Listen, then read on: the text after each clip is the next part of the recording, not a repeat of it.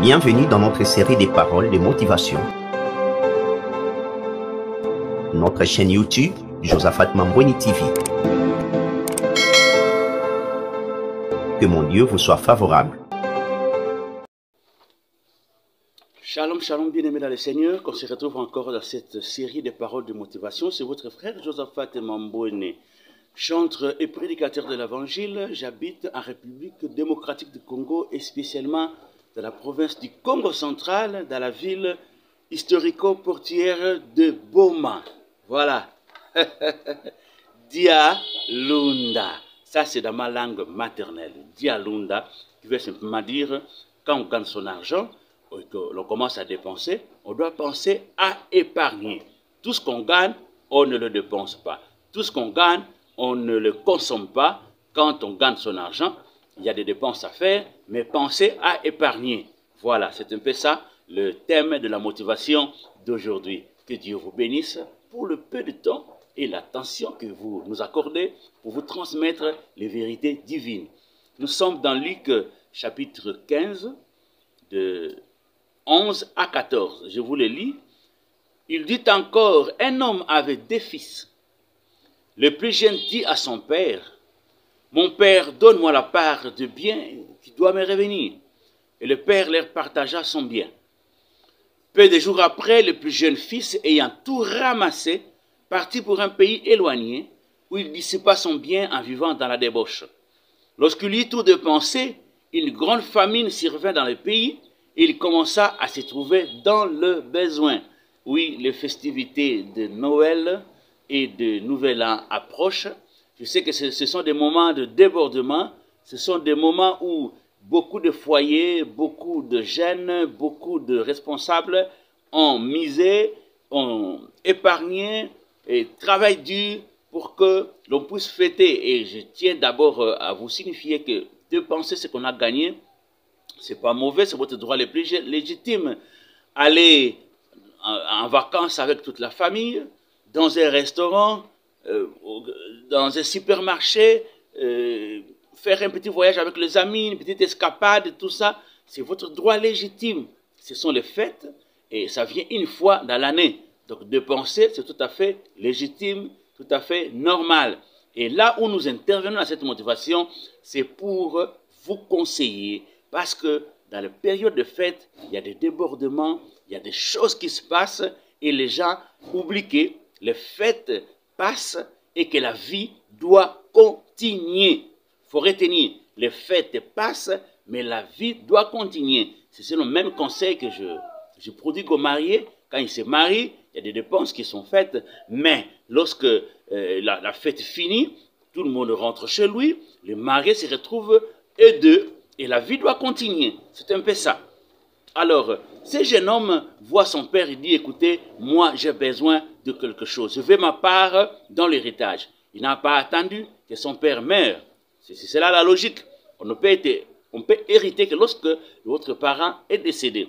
Mais là, le père était vivant. Bon, le père a laissé faire. C'est tellement qu'il voulait donner une leçon à ce jeune homme.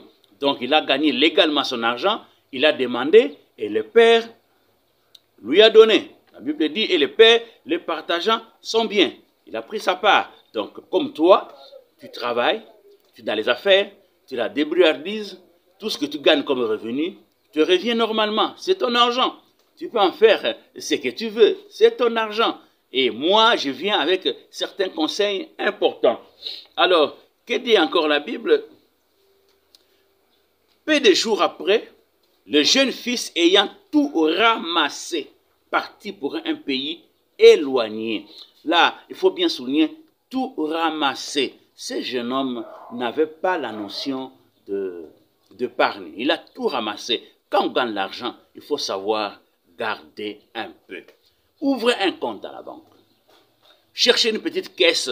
Mettez un cadenas dans la maison. Si vous êtes marié, dites à votre femme, ça, on garde parce qu'on ne sait jamais. Il y a des choses qui peuvent arriver. Il a tout ramassé. On ne met pas tous les œufs dans un même panier. S'il y a un problème, comment tu vas finir? Il a tout ramassé. Et ce qu'il a mal fait, il s'est éloigné de sa famille. Pourquoi? Là, je parle de la notion de fantasme. Ce garçon n'avait pas un projet en tête. Ce sont les fantasmes qui guidaient ses faits et gestes. Qu'est-ce qu'on appelle fantasme? ce sont des rêveries. Ce sont ces conglomérats de désirs inutiles et bizarres qui animent parfois la jeunesse. Les fantasmes, je donne un exemple. Quelqu'un rêve, si je gagne l'argent, toutes ces filles brines là, qui m'échappent là, je finirai par les avoir. Quelqu'un dira, si je gagne de l'argent, je vais acheter la plus belle voiture, il faut que je sorte que Josaphat existe. D'autres ont comme fantasme, si je gagne l'argent, je vais aller dans un supermarché, je vais vider tous les rayons.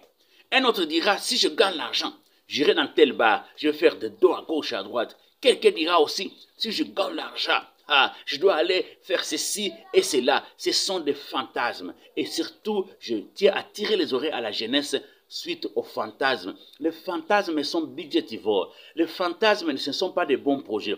Les fantasmes sont teintés de bêtises. Parce que là, vous allez dépenser sans calculer. Vous allez dépenser sans réfléchir. Vous allez dépenser parce qu'il y a un désir de votre corps qui vous dicte, il faut faire ceci, il faut faire cela. Combien n'ont pas regretté dans leur vie? Si je savais, oui, je ne veux pas que tu te dises un jour, si je savais, si je savais, je ne devrais pas faire ça. Si je savais, je ne devrais pas arriver à faire ça. Oui, il y a des gens qui sont aujourd'hui extropiés, ils ont fait des accidents, ils tapent un peu d'argent, ils ramassent des filles à gauche, à droite, ils vont dans un voyage non prévu, il y a un accident et on se retrouve malade, paralysé, on commence à dire, si je savais.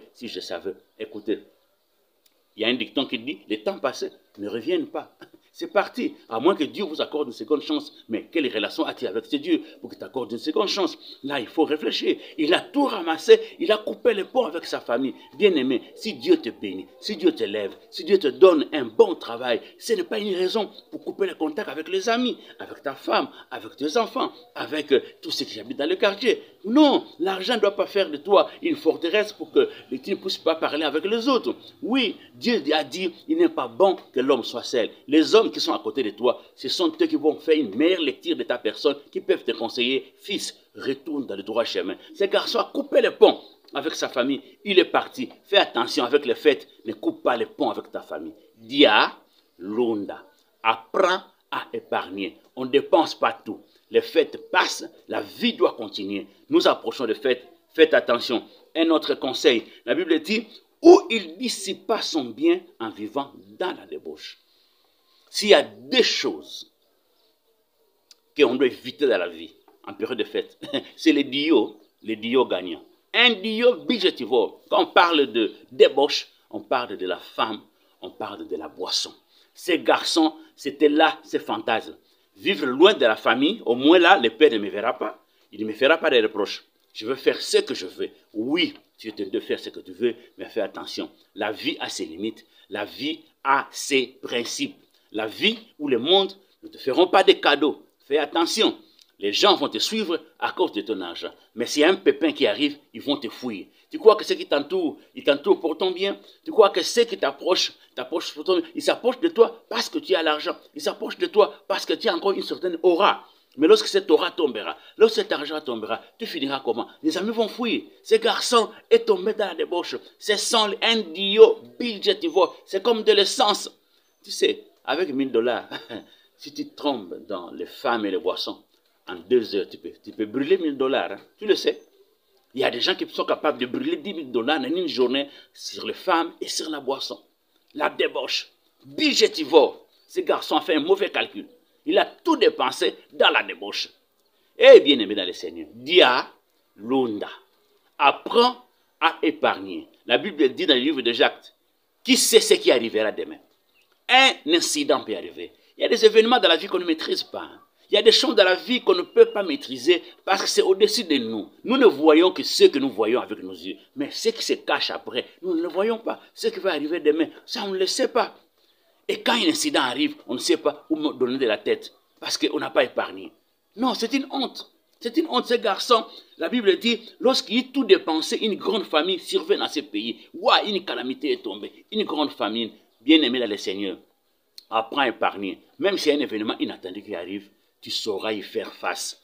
Chers amis, Noël arrive, fin d'année, le nouvel an arrive. Ce n'est pas une occasion de tout bousiller de tout ce que vous avez collecté au courant de l'année. Ce n'est pas important.